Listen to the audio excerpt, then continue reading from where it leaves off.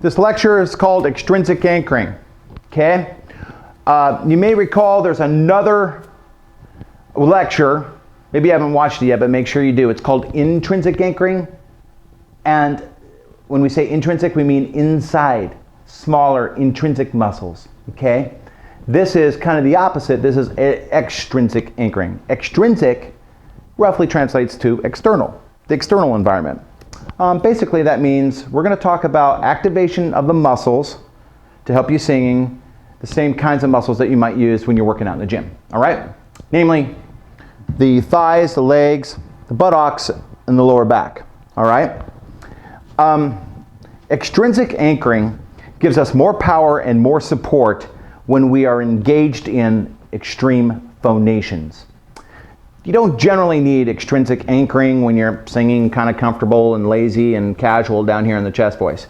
We need extrinsic anchoring often when we're bridging and connecting in the head voice, doing the hard stuff, which is what we do here with the 4 pillars of singing. So let's get after it. With extrinsic anchoring, what I want you to do is to get into the position, is start in this position here, okay, with your legs together, and then take your dominant leg, When I say dominant, I mean, are you right-handed? You're the right. Are you right-handed or are you left-handed? Okay, I happen to be right-handed. So I'm going to take my dominant leg and I'm going to step back generously, not too far, but generously, so I still have stability back, and I will put myself in a position like this. You see my legs and you see my feet, okay? And it's very similar to other positions that we get into with other disciplines, such as throwing a karate kick or maybe swinging a bat, okay? Those are also anchored positions, anchored postures. We do it as well in our extreme singing. Essentially what's going to happen is, as I phonate a really high scream or a really difficult note in my head voice or a bridging maneuver through the registers, I'm going to shift my weight. I'm going to keep my body centered, I'm going to keep my gravity centered, and I'm going to shift my weight back to my dominant leg. So I'm going to center my gravity, maintain the centering of my gravity, and I'm going to sit into my dominant leg as I phonate up to that high note, or phonate to a very difficult extreme phonation. I will demonstrate, and I will demonstrate with a G3, G4 octave siren. By the way, footnote, you see how often we're using these sirens in our training? Okay, here we go. I will do a G3, G4 siren phonation from chest voice to head voice through the vocal break, etc., etc. But as I do so, watch how I shift my weight back to my dominant leg when I get to that top screamy note. Here we go. Make sure you give yourself a good top-down onset.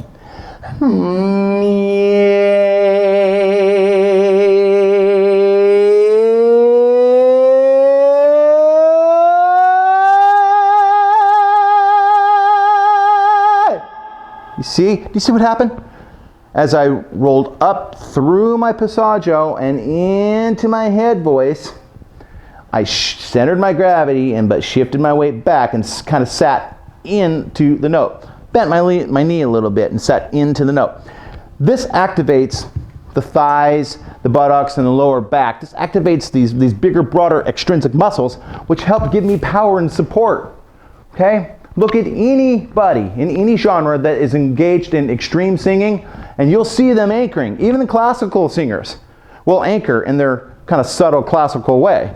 The classical singers, they don't sing like this when they're singing high notes.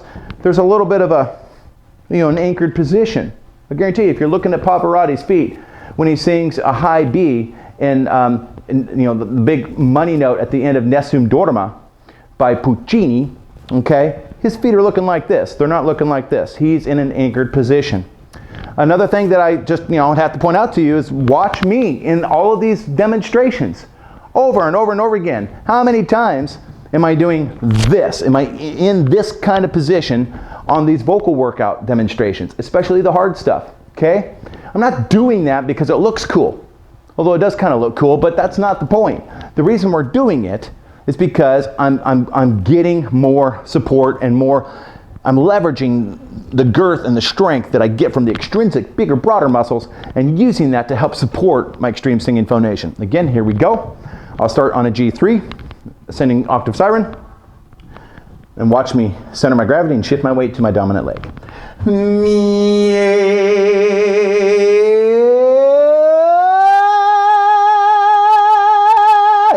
If I have a top-down onset from G4 to G3, am I going to start in this position? Not really, don't really want to. I'd be better off if I started in this position, right?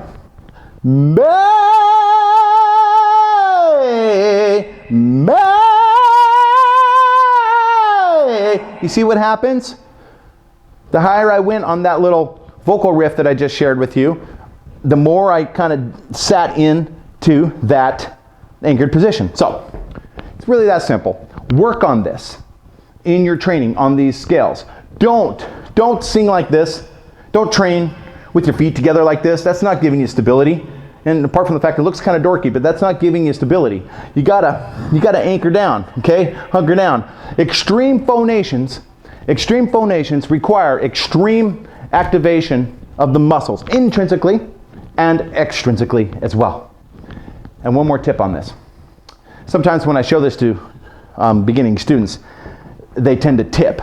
Make sure you're not doing this. This is not extrinsic anchoring, nor is it stability at all. Don't tip. Okay, that's not stability. Just keep the gravity centered.